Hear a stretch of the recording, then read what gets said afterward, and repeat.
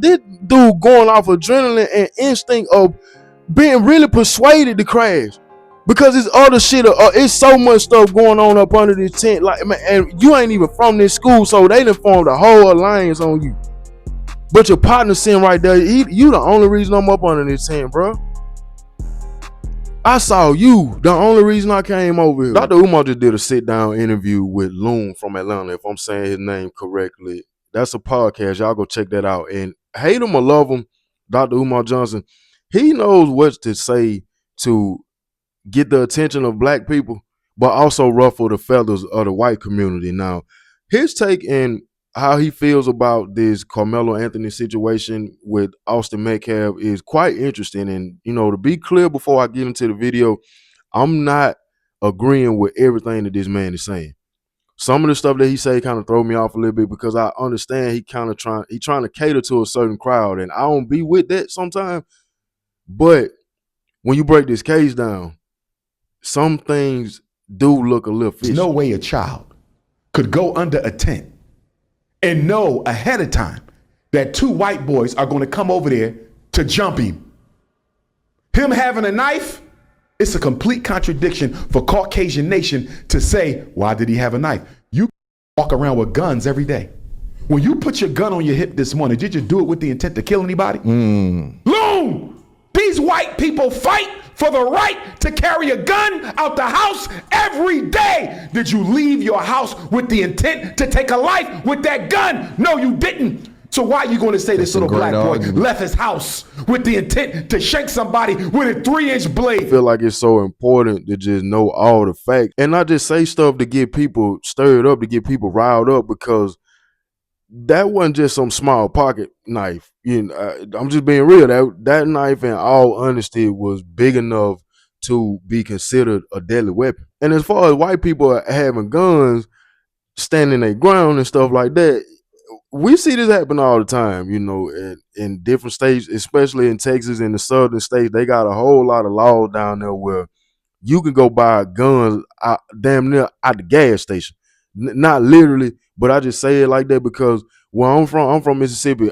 We can go get guns from any store that sell guns, any pawn shop. What only thing you need is an ID, a license, and you ain't a convicted felon. You can go get that shit. So when it comes to the standing your ground laws and how they work in the South, that's not uncommon. But one thing that is uncommon for me is to see a school hallway full of kids walking around standing their ground in a high school or in a middle school. Like, show me one school where you just got a bunch of kids walking up and down just carrying knives and guns for their protection. That sound crazy, don't it? That sound crazy as hell. And that's why I feel like Karmelo probably should have just testified, bro. I'm just being real. And some people might look at that and be like, well, he was going to risk being cross-examined. So? Because it's like, what your lawyer and your family can't do shit for you right now. They telling you to be quiet, or they being quiet on certain things in this case, what to me are the most important factors.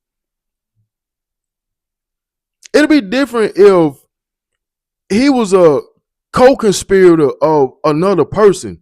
Like, it was two people involved in this and they don't know who to put this knife on or something like that. But I just feel like he should have gave a better understanding. We should have heard from his side, his point of view, why he had that knife in his book bag to begin with, what made him carry that knife to school, to the track meet that day, and what he was using it for, in the first place. All that shit should have been established on his end.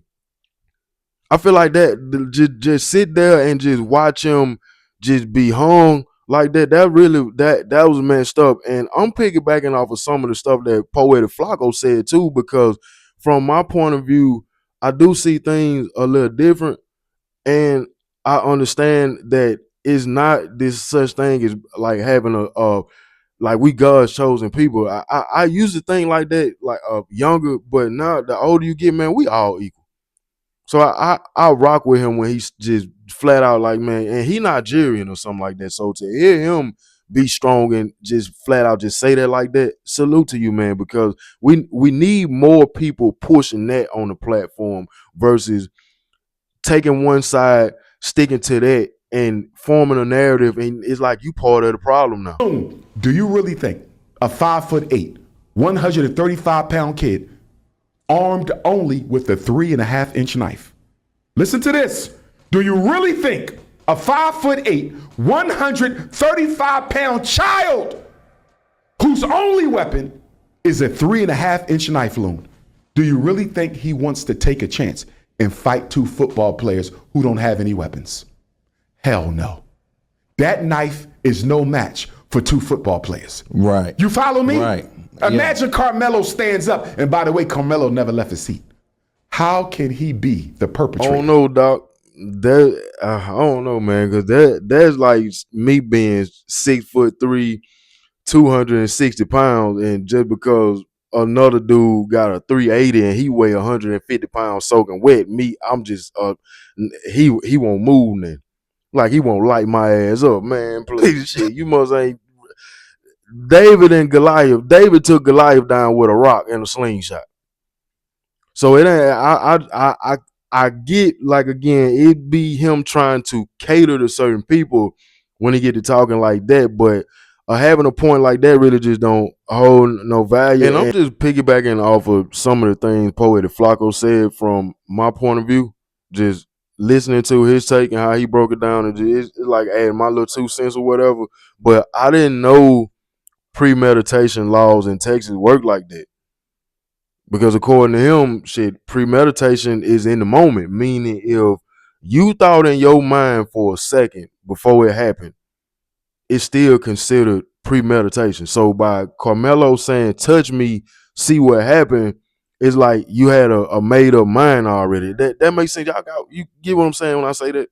It's like by him just putting it out there, you reach for the bag, you know that it's a knife in there. That's why you reach for it.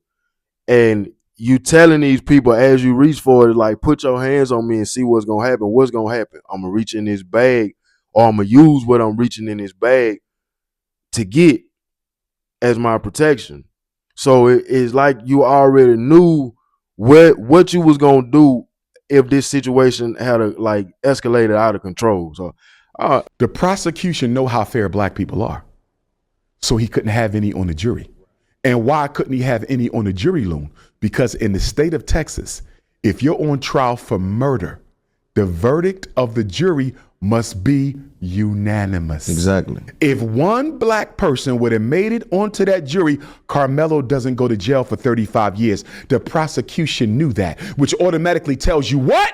The prosecution knew that the case was flawed from the beginning. Why you think they won't show you the video, Loon? They keep showing you grainy videos when you had witnesses out there who said a lot of people videotaped the situation. Most of the kids under the tent taped the case. Why did we never see a clear video? Because if you would have saw a clear video, you would have saw that Karmelo was not just in an altercation, okay, with Austin, right? It was Austin and Hunter. And not only was it Austin and Hunter, there were 2 other boys. 4 boys tried to jump Karmelo, Loon. 4 of them. This is why they never showed you the video. Why you think, and I don't want to mix up the twins, understandably, one is deceased. I believe Hunter is still alive. Yes, Austin. Let me ask you a question, Loon. Do you have a twin? No. Imagine you have a twin, right? Another Loon. We're going to call him Boone, right? Loon and Boone. Boone was murdered. His killer is on trial for his life. You were there when that man took your twin brother's life. Can I ask you a question, Loon? How under heaven do you not take the stand in your brother's murder? Right. I didn't understand. You understand it? Yeah. Because if he would have took the stand, the defense could have cross-examined Hunter. Hunter, is it not true that you started this?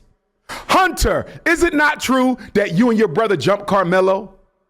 Hunter, is it not true that it was 4 of you and not just your brother? Exactly. Now you cooking. Now you cooking, because I agree. Anybody watching this would think the same thing. If I had a twin brother and my twin died in front of me, and I'm the only person on the scene that can vouch for my blood brother and saw what happened. This is my twin. Man, it ain't nothing nobody can say or do to convince me not to speak up for my brother in his defense. If he was the victim and he was wronged in this shit. Unless deep down in my heart, I know part of what took place and some of what happened that day to a certain degree is my fault. Now, I watched the surveillance video and I'm going to say it like this, man. I'm going to just be flat out real. I can't see a goddamn thing. I done watched this video 1,000 times. I done watched it front, backwards, fast, slow. However you can watch this shit. And I'm telling you, man, I don't see nothing that looks like it was intentional or accidental. To the person in my comments that wanted to call me delusional and said that I'm drinking delusional Kool-Aid, if you can sit up here and look at this grainy video that was cropped and chopped and say you see Karmelo murder somebody under a tent, you see Karmelo being an aggressor just because they got this white dot on this boy running from under that tent, hauling ass, looking like a wild man, something is seriously wrong with you. And I would question you around me, because if we went somewhere and we walked into a situation we know nothing about, just because majority of the room has painted a narrative, you wouldn't take time to think for yourself and ask questions. You just gonna go with what everybody else saying. When it's obvious, man, Stevie wanted to look at this video and ask questions. Ray Charles will look at this video and ask questions. Anybody with common sense, man, just looking like, I was showing my girl last night, no bullshit, I can't make this up. I'm trying to get her to watch it. She like, baby, what am I looking at? This is the murder. Well, this is her real response. Like, I'm showing you the 11 minutes in the 15 or however minute video that they put out to the public. And the only thing that she caught right off the back, she was like, why he's supposed to been stabbed somebody. I ain't see no stab. Like, why he running like that? Look like he trying to run away from somebody. If that's what she saw, she don't know nothing going on. That's what she saw. That's what she saw. But she could easily be up here or following people online that's watching this video and just going, well, I guess we can't do nothing but just say that Karmelo really did do this. Man, we don't see that boy do nothing in that video. All because they released it in the favor of the family to defer to paint the narrative like he was the aggressor because you see him running like a damn fool. That's not the most important part of the video to me to just show that in clear. That kind of just make me question other things and make a lot of more shit look funny, because if that video is so blurry like that where you can't hardly see nothing, and we just gotta go off of, just take that for what it is, why then his brother take the stand and give clarity and testify? If y'all was victims, if your brother was a victim, why didn't he take the stand? But it's messed up how Karmelo got thrown under the bus completely by his friend, by this Eddie dude. And this Eddie guy just completely just like, you don't know Karmelo at all. But if you dig deep and you start searching online, they got all type of pictures online where they used to be with each other, gatherings, holidays, Call of Duty section, look like they playing the game and stuff. So I wonder what made the friend take this route when he was one of the people that they saying pulled out a phone first and decided to record everything. So you don't think that boy had something in his phone that could have told this story a little different? I'm pretty sure he did, 1,000%. And I think that's why his statement was so weird, because whatever was in that phone would have really shown us what was really taking place. If he had some shit recorded, it was gonna show you who was the real aggressor, who started it, who finished it, and what was the real reason behind it. Like, was this boy really up there cornered by 4 people, Eddie included? Or was this a conversation of misunderstanding, that could have been solved some other way without it leading to some type of physical force, because this boy was out of place and they asked him to go? Like, I don't know, because who pretends to record an altercation? Like, they saying that this boy was, when he got on the stand, basically said that he pulled out his phone and he pretended that he was recording everything. Like, he pump faking. Like, man, yeah, all right. You not gonna tell me that they couldn't show that whole football field. No, y'all cut that off at the 50-yard line on the left side and the right because something else took place in that split matter of minutes. And you couldn't show the whole you like they so if this is my other phone. So if this is the whole tent, why show this much of it? Why not show the whole thing? You got this whole camera right from the press box side. Follow me where I'm going. You got this camera from the press box, the opposite side of the football field. That's supposed to show you this whole tent. But you see one Austin Metcalf and his brother walk from one side and go under the tent. Then you see Karmelo Anthony come from the other side and go up under the tent. But on both sides of that 50-yard line at the 40, the video is cut off. Why? I also said from the get-go that Jeff Metcalf, either him trying to keep peace was him testing the water, or he really was trying to be a good person in all this and really come to a common ground with the family. And like this is bigger than the kid. This is bigger than race. Like let's try to, and I man, if that's the route that he was going, I don't feel like nothing wrong with that. I'm not putting no color in it. But if you came in there with strategic motive to test the waters to see what type of narrative they was painting, so you would know how further to go on your end, shit, kudos to you. It worked. Let me make one up. Y'all can let me make something racist up so y'all can go viral. I got a new name for Mello, okay? Because he was such this little boy y'all were trying to portray. How about watermelon felon? How's that one strike you? But let me show you the Machiavellian military mindset of Caucasians. Let me show you the Machiavellian military mindset of Caucasian. What was Daddy Metcalf doing before the trial, Lone?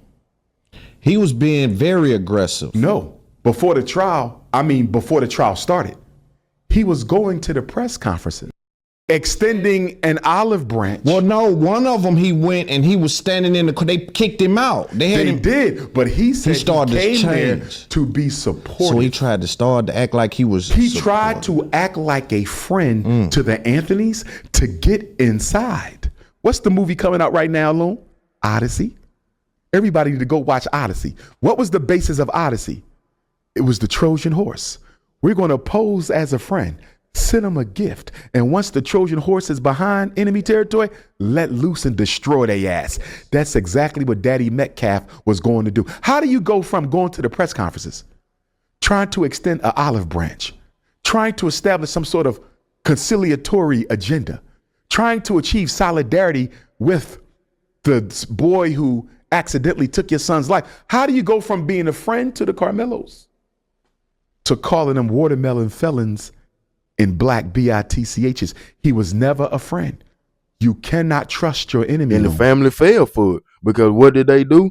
When he tried to embrace them with open arms or wanted them to embrace him with open arms to make this not be about race, they rejected that. And that's exactly what it did. It made this further be about racism. Like this was a black and white thing. This was just two teams full of too much testosterone, and it should have been handled by some adults, by some coaches, or some security. You know, like, I mean, I'm just being flat out real, you know what I'm saying? Because somebody should have been around or close by to de-escalate this situation. It shouldn't have never went that far. Like, them boys argued long enough up under that tent for somebody to be notified. Whether it was from a student going to go get somebody or somebody just walking and crossing and like, man, like some crazy shit going on up under there. And then furthermore, if y'all knew that this boy, this was going to bring it home. I just question the kids up under there simply because if y'all knew that Karmelo had a weapon and was threatening to stab somebody if they put their hands on him,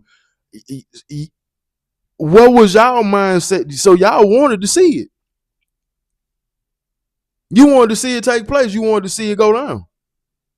That's why when they say that Eddie had his phone and he recorded it, that's why I believe it. Because this is the era. I'm asking that question like, why don't nobody go notify somebody? Why don't they go get security? I'm asking these questions because this is the right thing to do, but I know ain't nobody thinking to do that shit. Why? Because we like dumb shit. And when I say we, I'm saying kids, teenagers, people just looking for viral moments. You know, if Karmelo had got packed out, got jumped on by 3-4 different dudes, or stole out, punked out, whatever little shit Eddie had on his phone, he was finna be the content. He was gonna go viral, or he was gonna be the talk around the school, because now we got this shit on camera, especially if they pulled his card and punked him, or he took a L in it. So some of that shit is like, people get the boosting their self-esteem too when they know that things around them can amplify a situation. Man, y'all ain't gotta fuck with me, man. I be cooking on this shit, man. I be cooking on this shit. This shit be pissing me off, bro, because I've been in school. I know how this type of stuff go, man. I know how this go. So you sit up there and you like, okay, touch me and see what happens. That man, this dude going off adrenaline and instinct of being really persuaded to crash. Because it's other shit, it's so much stuff going on up under this tent. Like, man, and you ain't even from this school, so they done formed a whole alliance on you. But your partner sitting right there, you the only reason I'm up under this tent, bro. I saw you, the only reason I came over here. And you the first nigga pull your phone out and want to record me? You the first person when I go to get my shit, you don't even vouch for me, bro?